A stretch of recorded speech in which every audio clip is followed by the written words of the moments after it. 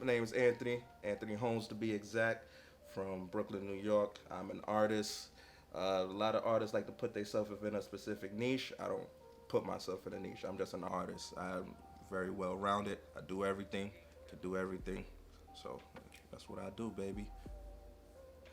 First memory was drawing. I was making birthday cards for my aunt.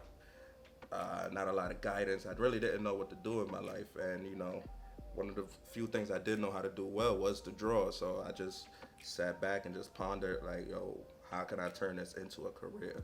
What type of careers are there out there for people that know how to draw? And then I started to get into graphic design through me playing video games. Yeah, that's how we got started, man. Like, it was real simple, real clean. This last year is when I opened up the company, b.bstrds, Brilliant Bastards LLC. I started it last year, but I would say I've been professional in graphics for, damn, how old am I? I'm 33, so I want to say since I was 17, like right out of high school is when I started really designing. Like that time before college where I was just, a freelancer, just going around to people's houses, drawing tattoos for like 50 bucks a pop.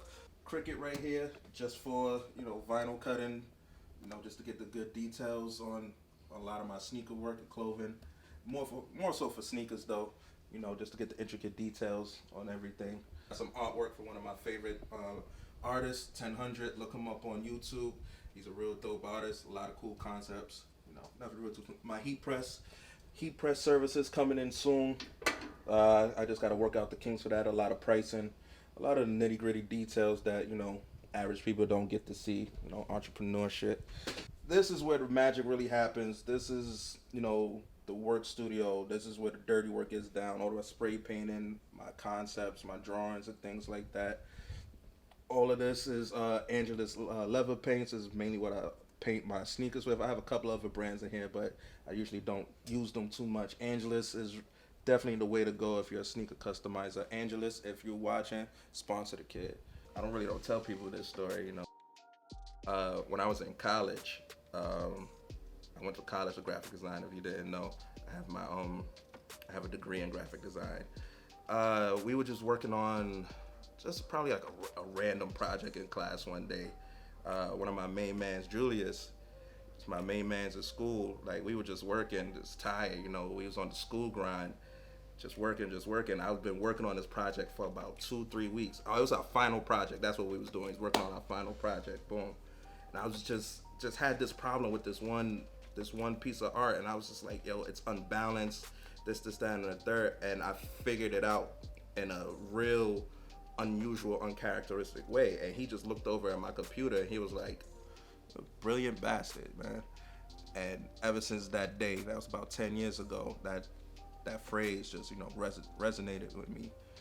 Brilliant bastards goes out to all the artists out there, everybody who's a creator.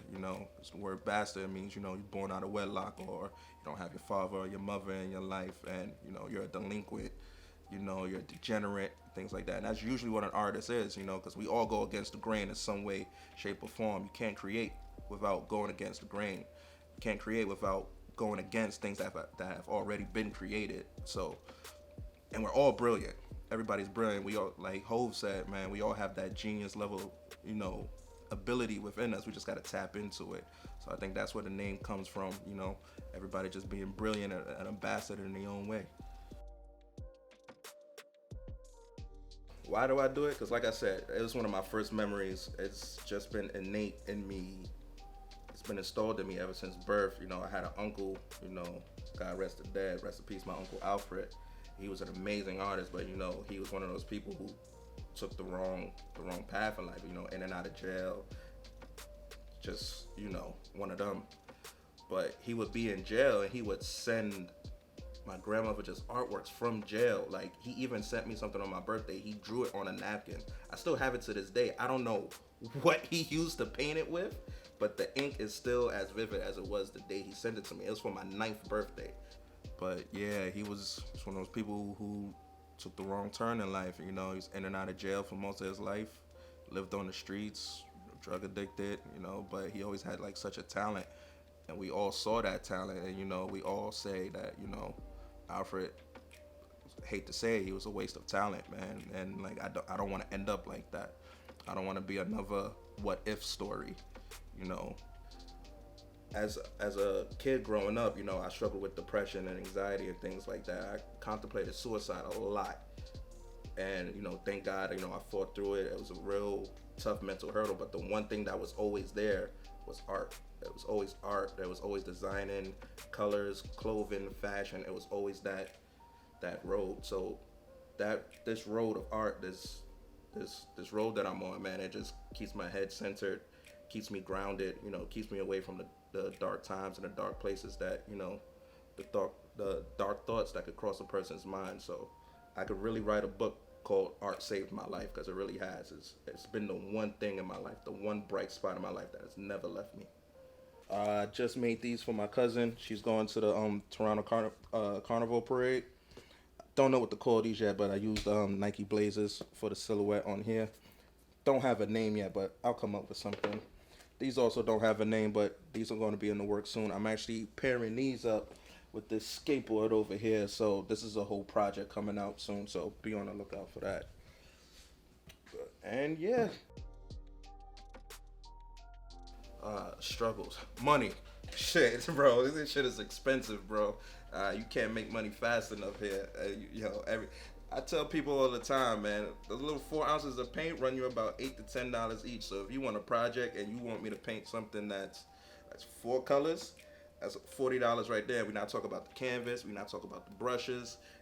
We not talk about the tape and all the other little things that go into making a piece of art. And let me not even get started with sneakers, because I gotta buy the sneaker. We already know sneakers run about $250. So, but yeah, one of the big things is price with the profession. But motivation is a problem. The world just gets you down. Just regular life, man. It's hard to stay motivated and keep up with your parents, keep up with your job, and your wholesome living, and like trying to have a social life, and those things get you down. You get tired. So having to wake up and still put the time and the effort in, and to like just have the energy just to get up and create, it's a real mental struggle at times. And when the motivation isn't there, you gotta go back to your routine. You gotta go back to your roots.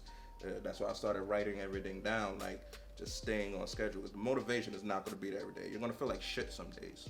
Struggle with, just being unique in a world. Like trying to be a tiger in a world full of cats. It's hard to do, man. You know how you can look at something like, oh, that's a Picasso, oh, that's a Van Gogh, that's Off-White, that's from Virgil. Like you can point out specific things like, oh, that look like this person. I don't have a style. You're gonna be hard pressed to find something that looks the same in my house or on my body or in a body of work. I'm always trying to evolve. I'm always trying to do something new, always trying to learn within myself and learn from my mistakes. So I really don't have no style. One thing that I would say that I'm proud of is if I wear something dope, or there's something cool in my apartment, or it's just something, a trinket I have, like a watch, a hat, a shirt, or whatever sneakers I have. Somebody asks me, yo, you made that? Oh, you got that? Oh, you made this? So, that makes me feel good that if a lot of people just look at normal everyday items and feel like I could be the creator of it, feel like that I could be the entrepreneur. It just makes me feel good that people can like look at anything and any style and like feel like that I'm able to create it. It actually gives me a lot of motivation. A lot of people say I want to be rich, I want to have this, I want to have that. I don't necessarily want to have anything. Like I said, art has saved my life. So at the end of my days, when it's all said and done, I just want to be able to sit back in my chair, look at everything, and just be happy. Like that is my goal with all of this, to be happy. Like even if Brilliant Bastards doesn't blow up, if I don't get that art studio I always dreamed of, if I don't get all of these things that equate you to being a good artist, I still just want to be able to look back and be like, I had fun and I was happy. So that's my end goal right there. Thank you guys. I want to say thank you to lawinns for coming out. It's been my boy since high school. Thank you a bunch, man. Thank you for keeping me in mind. It's great chatting with you. Thank you. And for everybody that's watching, go to b.bstrds.com, pick you up some merch, hit me up, sneaker inquiries, art inquiries, everything you need. Hit me up, man. Be Bastards TV. Be real, be brill, be bastards.